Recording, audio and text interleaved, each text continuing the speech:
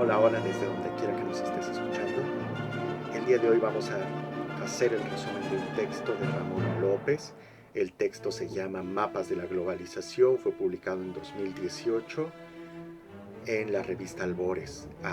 En los comentarios voy a dejar la bibliografía del texto para que puedas consultarlo.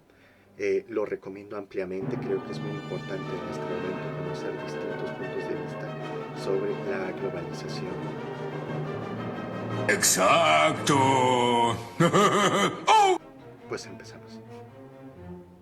Mapas de la globalización en las ciencias sociales, un atisbo latinoamericano. En un recorrido minucioso por la historia del concepto de globalización, la investigadora Cynthia Stoll concluyó que ningún científico social utilizó este término o alguna de sus derivaciones como globalismo o globalidad en libros, artículos o conferencias antes de 1980, cuando menos atribuyéndole una cierta pertinencia teórica. Es importante destacar que esta palabra, que en inglés hiciera su aparición oficial en la edición de 1961 del Webster Dictionary, solo comenzó a germinar en solitarios estudios hasta después de 1983, especialmente en los realizados por el sociólogo Ronald Robertson. Él propuso la idea de globalidad como la condición de un nuevo tipo de relaciones económicas y sociales. ¿A qué cosa se le llamó globalización en las ciencias sociales durante las últimas 3 décadas? Esa es una pregunta que el texto trata de responder. Desde distintas latitudes, reconocidos científicos sociales como Wallerstein, Malucci, Bajot, Lotor, Gianni, Boaventura, Robinson, advirtieron las fuertes presiones que estaban enfrentando las ciencias sociales debido a la incorporación de temas novedosos como la globalización. Aunque la globalización no era una idea nueva en la ciencia social, ¿Entiendes lo que te estoy diciendo? y a quienes lo investigaban académicamente ya habían usado desde hacía algún tiempo, esta condición no logró disminuir la perplejidad ante la falta de enfoques teóricos adecuados para circunscribir los territorios de la globalización a finales de la década de 1990. La delimitación de lo que se denominaba globalización en las ciencias sociales involucró tener que asumirla como un fenómeno que estaba presente en la realidad y en el pensamiento, algo que acertadamente consideró el sociólogo Octavio Gianni. Como pensamiento, la globalización es un tópico multicitado en la ciencia social internacional y regional desde mediados de la década de 1980.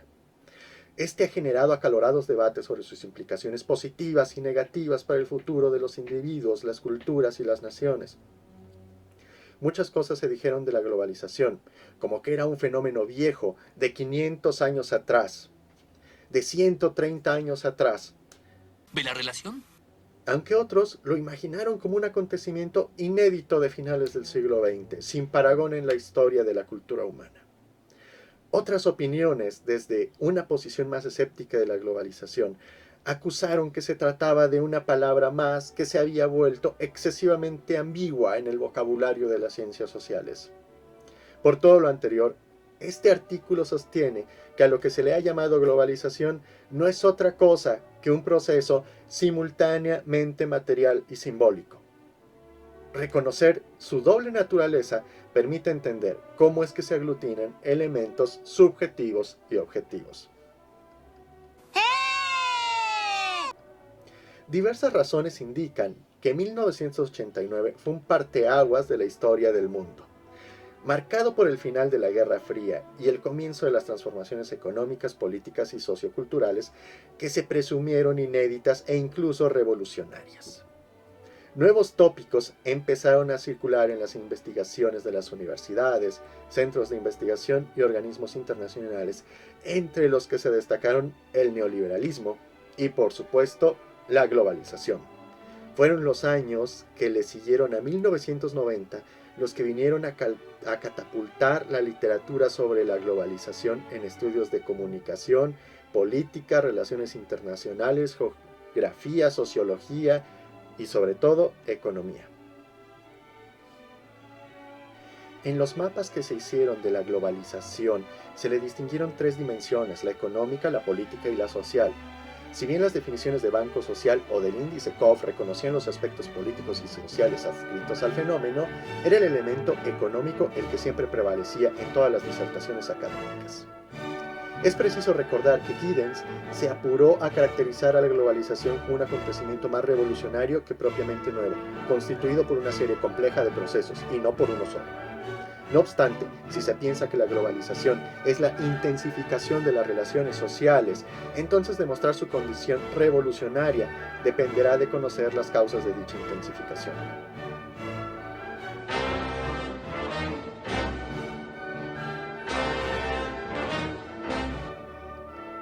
Algunas investigaciones evidencian dos opiniones extendidas en los debates de la globalización. En primer lugar, la que sostenía que la globalización era un proceso peculiar en la historia humana, que se había iniciado entre las décadas de 1980 y 1990 y se caracterizaba por su capacidad de debilitar las instituciones tradicionales como el Estado-Nación, dando paso a formas inéditas de organización territorial, debido a la expansión de los mercados y a la influencia de estos sobre diversos órdenes de la vida humana. En segundo lugar, estaba la opinión de que postulaba la globalización como un fenómeno de 500 años de existencia que comenzó entre los siglos XV y XVI y que contó con largos episodios de colonización europea y con el establecimiento de enlaces comerciales a escala global. Sin lugar a duda, la segunda opinión permite pensar que algunos dominaron olas de la globalización a lo largo de la historia. Olas. El recurso metafórico de las olas, un significado distinto cuando se refiere a la propia literatura de la globalización. ¿Por qué? En el texto nos marca que hubo varias olas. La primera ola son los considerados hiperglobalistas. En ella se afirma que los cambios económicos, políticos y sociales que habían tenido lugar en tiempos más recientes incorporaban al mundo características inéditas, presentando, como si fuera sin precedentes, lo que parecía un proceso de internacionalización magnificado por el impulso del neoliberalismo y la apertura comercial, después de la caída del muro de Berlín. Si bien el supuesto debilitamiento del Estado-Nación a finales del siglo XX podría interpretarse como la consecuencia de su propia inoperancia, para los hiperglobalistas era la expresión de una época cualitativamente distinta a las anteriores. Es demasiado bueno para ser verdad. No puedo dejar pasar la oportunidad. Hubo una segunda ola, los escépticos. Los autores alineados con la segunda ola reconocían que los cambios económicos, políticos y sociales recientes habían impactado en la constitución del mundo contemporáneo. Aunque no eran tan abrumadores como lo describieron los partidarios de la primera ola, tampoco coincidían en el diagnóstico de que los estados estaban siendo sometidos a condiciones sin precedentes y que las fuerzas imparables del mercado comenzaban a minar su estructura interna. Una afirmación que muchos estudiosos de la política internacional catalogaron como un mito insustentable. Te mentí. Hubo una tercera ola, los transformacionalistas.